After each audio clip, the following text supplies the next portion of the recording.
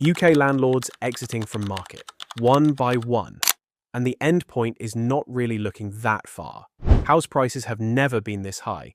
Taxes have almost doubled over the last 2 decades, and most people cannot really see how this turns out.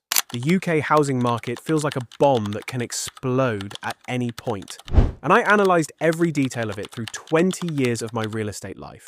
And I can assure you, I've never seen something like this before. And with me, many landlords are also exiting the market.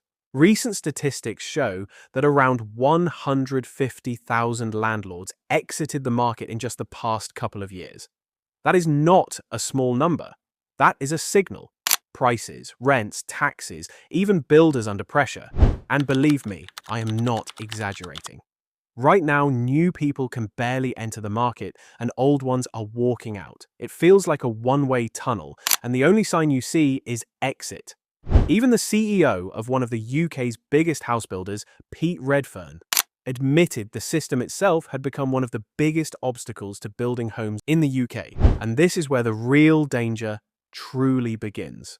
Because this situation is not just about interest rates rising or landlords exiting one by one or builders slowing down construction. It is about something much deeper. Confidence slowly draining out of every layer of the system. Confidence from buyers who are unsure if prices will fall. Confidence from landlords who are unsure if profits still make sense. When confidence disappears, the market does not immediately collapse in flames. First, it freezes, and this frozen silence is often more dangerous than visible panic because pressure keeps building underneath while everything looks stable on the surface. Look at the numbers carefully and connect them instead of seeing them separately. Around 150,000 landlords exiting within just a few years is not just a headline. It changes the structural balance of supply. That means thousands of properties being sold or removed from the rental market. At the same time, mortgage approvals fell sharply during the rate spike period, showing that fewer new buyers were able or willing to enter. So now you have reduced rental supply because landlords are leaving, but also reduced purchasing power because financing is expensive. That creates a distorted environment. It is not a clean correction. It is pressure coming from both directions at once. And when pressure builds from both sides, stability becomes temporary, not permanent. The deeper issue is affordability. The average house price remains several times higher than average income, in many regions around 7 to 8 times annual earnings. For years, ultra-low interest rates acted like oxygen, allowing buyers to stretch further and further. Cheap credit masked the imbalance between wages and property values. But now that borrowing costs are significantly higher, that oxygen has thinned out. When money is no longer cheap, price growth cannot rely on momentum alone. It needs real economic strength behind it. And wage growth simply has not matched the long-term inflation in housing values. That gap does not disappear by hope. It eventually forces adjustment. Developers are caught in the middle of this tension. They cannot aggressively expand when sales rates are uncertain and financing costs are higher. Planning delays stretch timelines into years, increasing holding costs.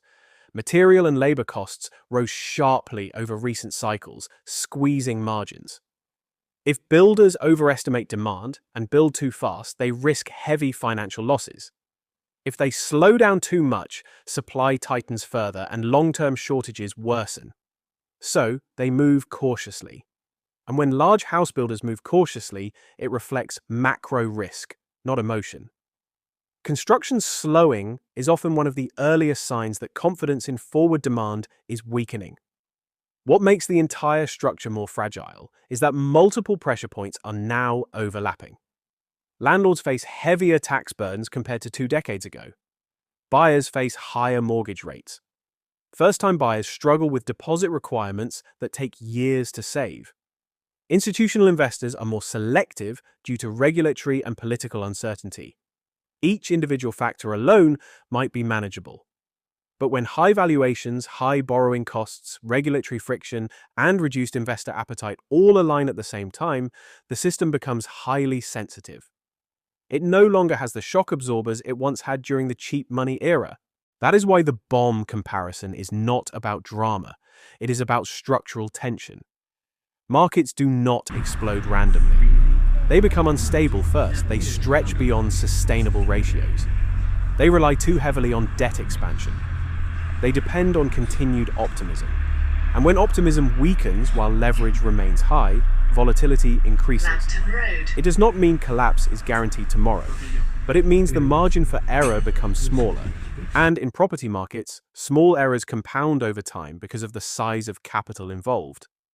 This time feels different because even insiders acknowledge the strain.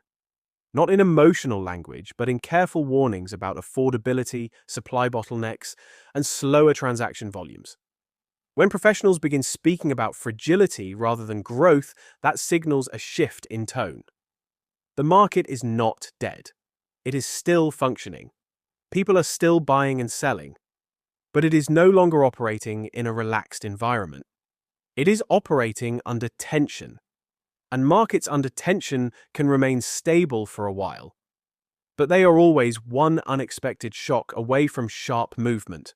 Overall, when you step back and look at the full picture without emotion, without headlines, without hype, what you see is not a healthy expansion cycle. You see a system under pressure.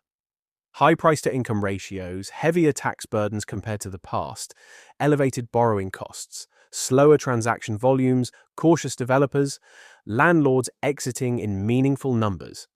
These are not isolated events. They are connected signals.